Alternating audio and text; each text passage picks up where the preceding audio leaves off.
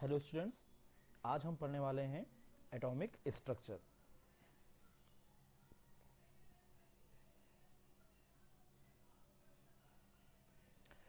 तो इस चैप्टर में हम सबसे पहले ये जान लेते हैं कि एटम या हिंदी में इसे परमाणु कहते हैं क्या होता है। तो सबसे पहले कॉन्सेप्ट ऑफ एटम प्रपोज किया था ऋषि कणाद ने, बट मॉडर्न टाइम में एटम के बारे में सबसे पहले थ्योरी प्रपोज की थी जॉन डाल्टन ने। According to John Dalton, atom is the smallest particle of any substance. आपको याद रखना है कि जो एटम है वो किसी भी सब्सटेंस का सबसे छोटा पार्टिकल होता है, ये स्मॉलेस्ट पार्टिकल होता है। According to John Dalton, atom is also indivisible, मतलब हम एटम को ब्रेक नहीं कर सकते। लेकिन फर्दर रिसर्च से हमें ये मालूम हुआ कि एटम इज डिविजिबल, मतलब एटम भी ब्रेक होता है, एटम भी ब्रेक हो सकता है। अब हम बात करते हैं शेप ऑफ एटम की। एटम का शेप क्या होगा, कैसा होगा। यहाँ पर आपको ये एक सर्कल नजर आ रहा होगा।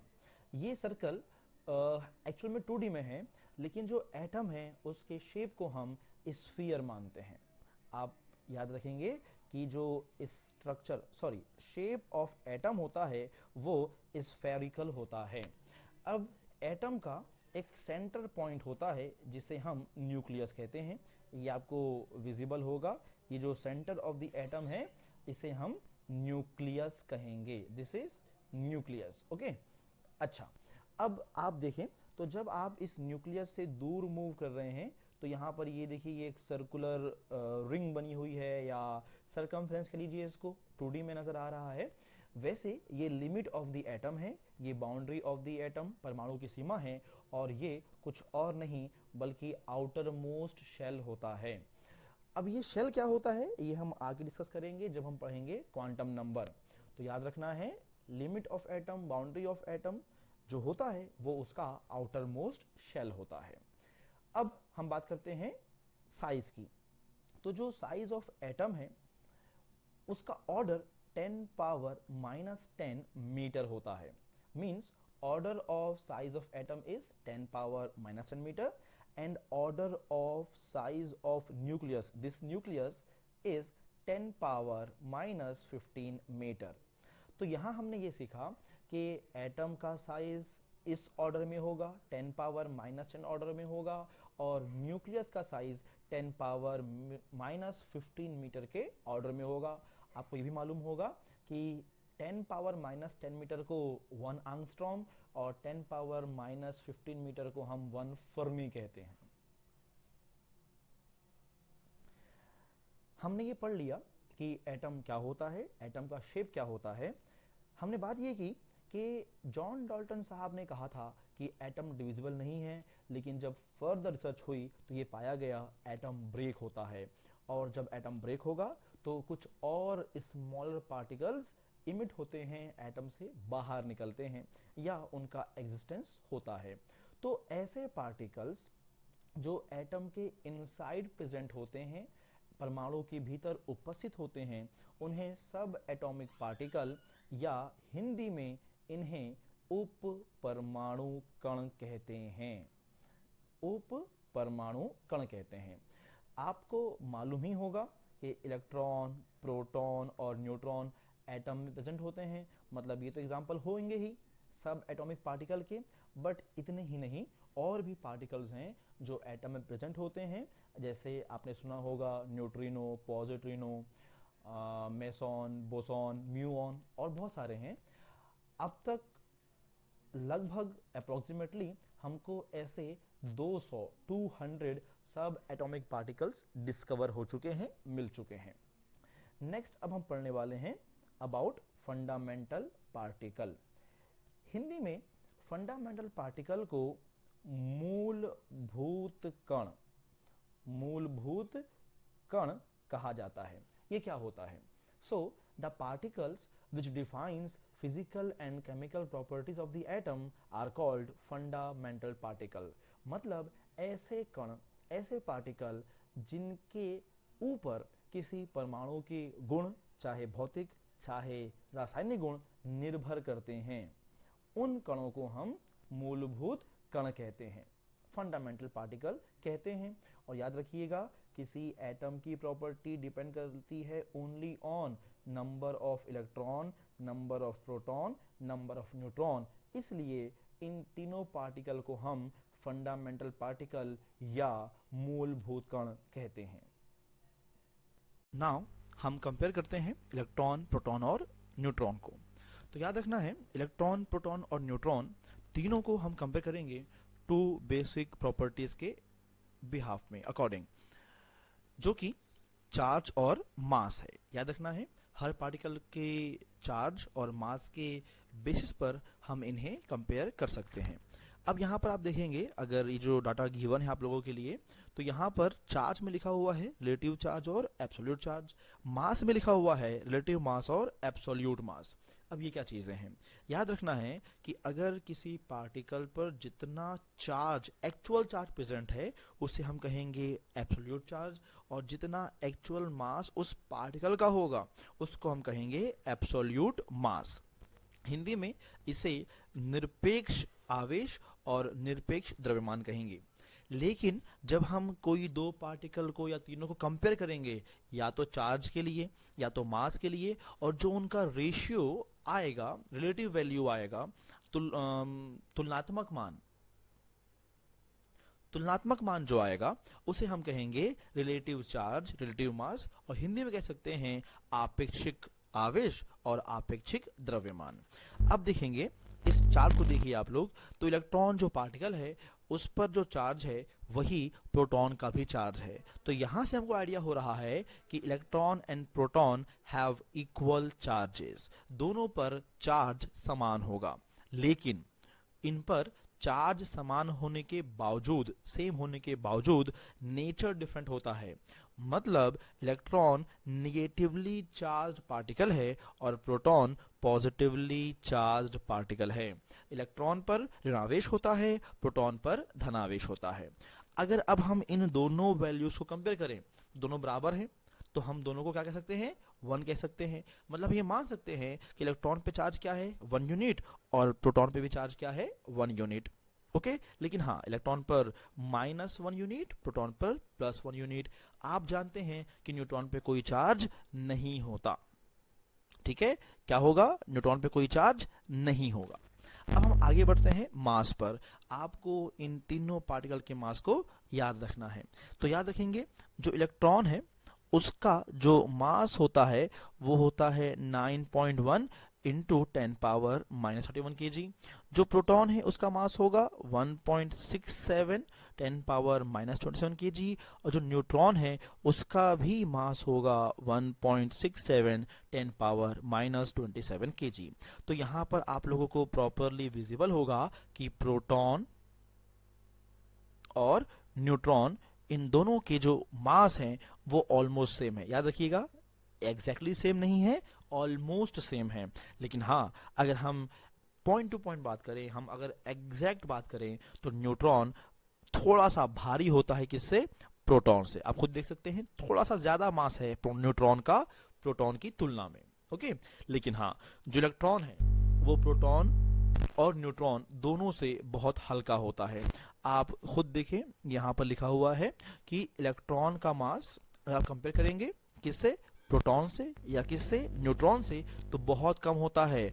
मतलब 1/1837 टाइम्स होता है। ठीक है, तो इलेक्ट्रॉन का मास क्या है? नेग्लिजिबल कह सकते हैं ऐसा, एज कंपेयर टू प्रोटॉन और एज कंपेयर टू न्यूट्रॉन। अब यहाँ पर एक और कॉलम बना हुआ है जिसमें लिखा हुआ है डिस्कवरी। तो इसका मतलब ये है कि इन पार्टिकल्स को कब और किसने डिस्कवर किया था। Electron was discovered by J Thomson. Electron जो था वो डिस्कवर किसने किया था? जे थॉमसन ने। प्रोटॉन डिस्कवर किया था रदरफोर्ड ने, और न्यूट्रॉन डिस्कवर किया था जेम्स चैडविक ने। एक बात बोलना चाहूंगा कि जो प्रोटॉन है उसको सबसे पहले गोल्डस्टीन ने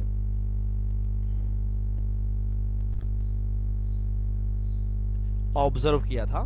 लेकिन हाँ, ये प्रोटॉन को नाम रदरफोर्ड ने दिया था, और डिस्कवरी का क्रेडिट भी हम किसको देते हैं? रदरफोर्ड साहब को। लेकिन हाँ, proton was first observe by Goldstein. सबसे पहले इसका अवलोकन गोल्डस्टीन ने किया था। प्रोटॉन का अवलोकन गोल्डस्टीन ने किया था।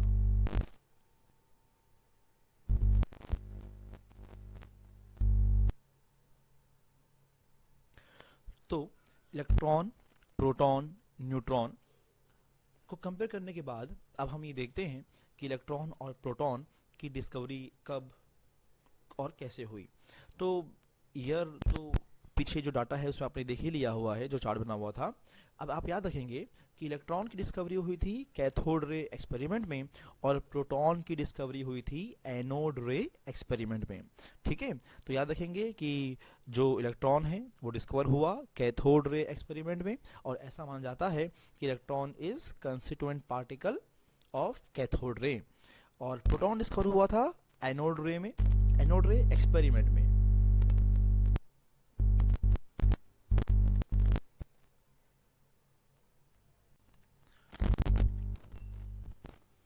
ये जो डायग्राम सामने है ये एक डिस्चार्ज ट्यूब है, कैथोड रे डिस्चार्ज ट्यूब। याद रखना है डिस्चार्ज ट्यूब एक ऐसा इंस्ट्रूमेंट होता है जो थिक ग्लास का बना होता है, जिसमें दो इलेक्ट्रोड होते हैं जिन्हें हम कैथोड और एनोड कहते हैं। तो आप यहाँ पे देख पाएंगे कि ये जो इलेक्ट्रोड है इसे कैथोड कहा जाएगा और ये जो इलेक्ट्रोड है इसे एनोड कहा जाएगा। अब कैथोड और एनोड इन्हें क्यों कह रहे हैं वो समझ लीजिए। तो याद रखना है वो इलेक्ट्रोड जो बैटरी के निगेटिव टर्मिनल से अटैच्ड होगा। ठीक है, वो इलेक्ट्रोड जो बैटरी के निगेटिव टर्मिनल से अटैच होगा उसे हम क्या कहेंगे, उसे हम कैथोड कहेंगे।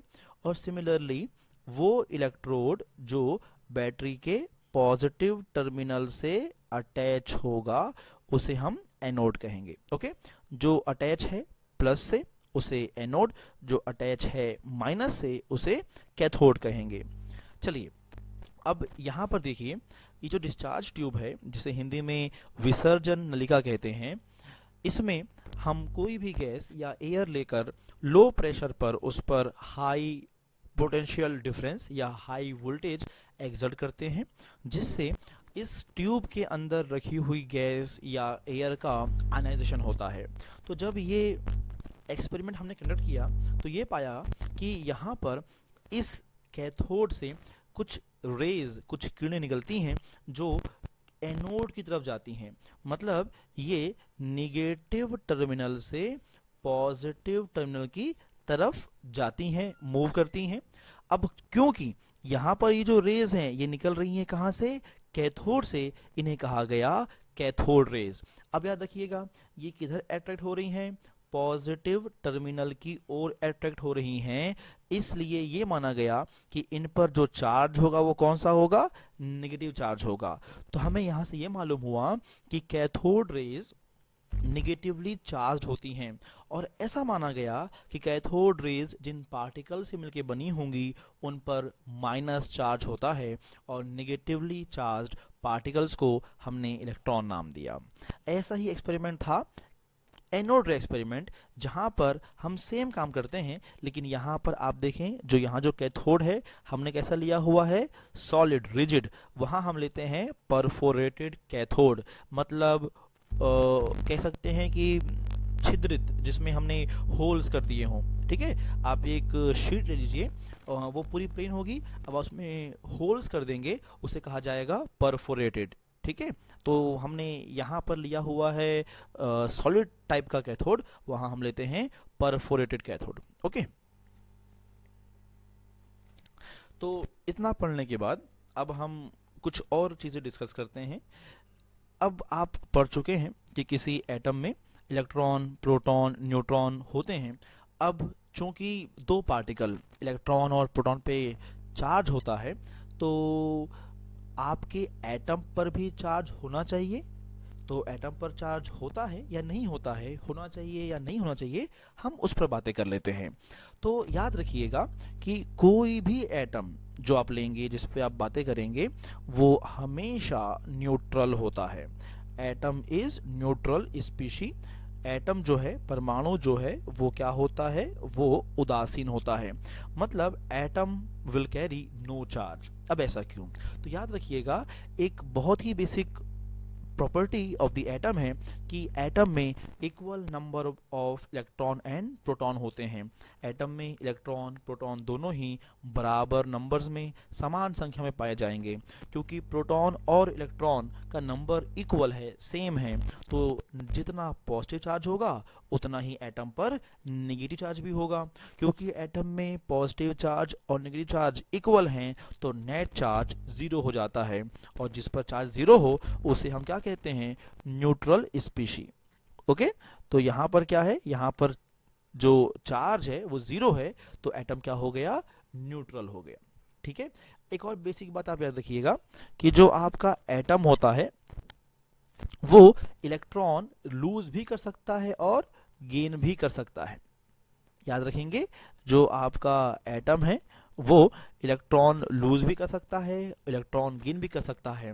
और जब कोई एटम इलेक्ट्रॉन लूज या गेन करता है तो वो आयन बन जाता है। एक बहुत ही बेसिक डिफरेंस आप याद रखेंगे कि अगर इलेक्ट्रॉन और प्रोटॉन इक्वल हो तो वो एटम होगा, अगर इलेक्ट्रॉन और प्रोटॉन इक्वल ना हो तो हम उस स्पीशी को एटम नहीं बल्कि आयन कहेंगे। आयन भी दो तरह के होते हैं, कैटायन और एनायन, धनायन और ऋणायन। जिस एटम पर या जिस स्पीशी पर पॉजिटिव चार्ज होगा वो हमारा कैटायन होता है, और जिस पर चार्ज निगेटिव होगा उसे हम एनायन कहेंगे। हिंदी में कैटायन को धनायन कहते हैं और एनायन को ऋण आयन कहते हैं। ठीक, अब हम डिस्कस करते हैं next term which is mass of atom, कि भैया परमाणु का द्रव्यमान होता है क्या, मास द्रव्यमान। ठीक है, चलिए अब याद रखिएगा, हमने भी थोड़ी देर पहले कंपैरिजन किया किसका, इलेक्ट्रॉन का, प्रोटॉन का और न्यूट्रॉन का। आपने वहाँ पे देखा होगा कि इलेक्ट्रॉन का मास प्रोटॉन और न्यूट्रॉन के कंपैरिजन में तुलना में बहुत कम है, इसलिए हम यूजुअली इलेक्ट्रॉन के मास को नेग्लेक्ट कर देते हैं, नेग्लिजिबल अज्यूम करते हैं, नगण्य मानते हैं। ठीक है, चलिए अब आप लोगों को मैंने पहले भी बताया होगा कि प्रोटॉन और न्यूट्रॉन कहाँ प्रेजेंट होते हैं। प्रोटॉन और न्यूट्रॉन प्रेजेंट होते हैं न्यूक्लियस में, इसीलिए इन दोनों पार्टिकल को हम न्यूक्लियॉन भी कहते हैं। इन दोनों पार्टिकल्स को हम क्या कहते हैं, न्यूक्लियॉन कहते हैं। अब याद रखिएगा कि दोनों पार्टिकल प्रोटॉन और न्यूट्रॉन न्यूक्लियस के भीतर हैं, इलेक्ट्रॉन न्यूक्लियस के बाहर हैं। इलेक्ट्रॉन का मास नेग्लिजिबल है तो न्यूक्लियस के बाहर मास भी नेग्लिजिबल नगण्य होगा। प्रोटॉन और न्यूट्रॉन का मास कंसिडरेबल है, तो ये दोनों पार्टिकल न्यूक्लियस में हैं, इसलिए हम कह सकते हैं कि किसी एटम का होल मास, कुल द्रव्यमान कॉन्सेंट्रेट होता है उसके न्यूक्लियस पर। ठीक है, तो याद रखेंगे एटम का टोटल मास कॉन्सेंट्रेट होता है कहाँ पर, न्यूक्लियस पर। न्यूक्लियस के बाहर मास को हम नेग्लिजिबल अज्यूम करते हैं।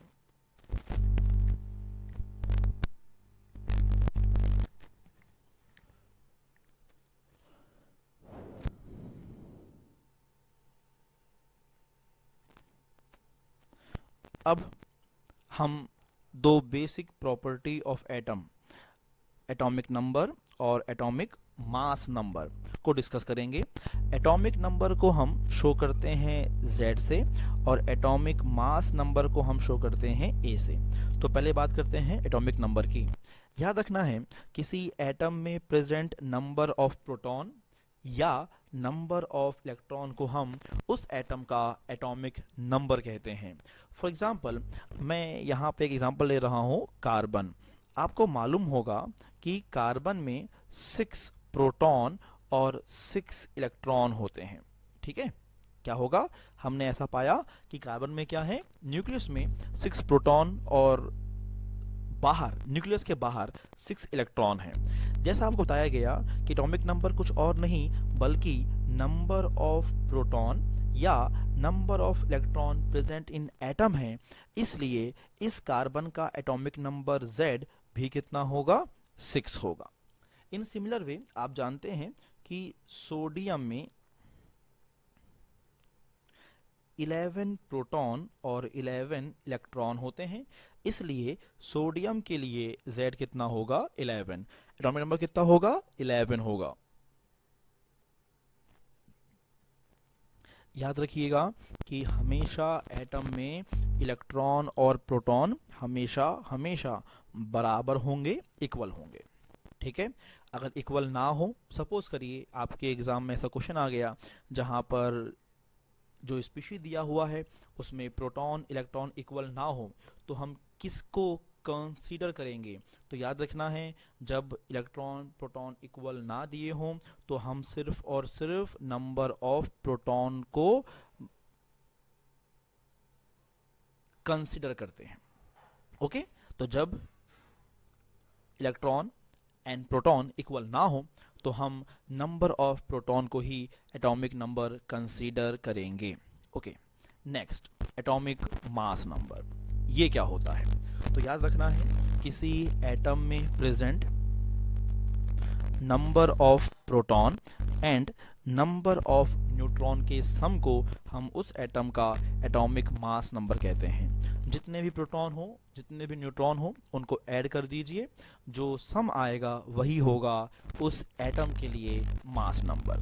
फॉर एग्जांपल, आपको पता होगा कि कार्बन एटम में 6 प्रोटॉन और 6 न्यूट्रॉन होते हैं, तो इस कार्बन एटम के लिए atomic mass number A 6 + 6 number of proton plus number of neutron होगा, जो इक्वल टू 12 होगा। इसका मतलब ये हुआ कि कार्बन का एटॉमिक मास नंबर ए 12 होता है।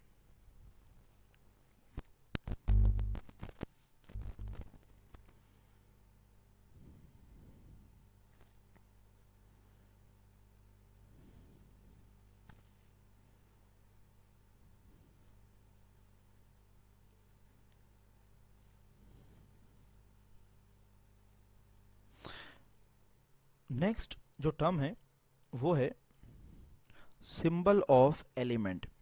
अब सिंबल ऑफ एलिमेंट क्या होता है? तो हर एलिमेंट को शो करने के लिए हम सिंबल यूज़ करते हैं, जैसे आपको पता भी होगा पीरियोडिक टेबल में सारे एलिमेंट्स के सिंबल दिए हुए हैं, आप एक बार देख लीजिएगा।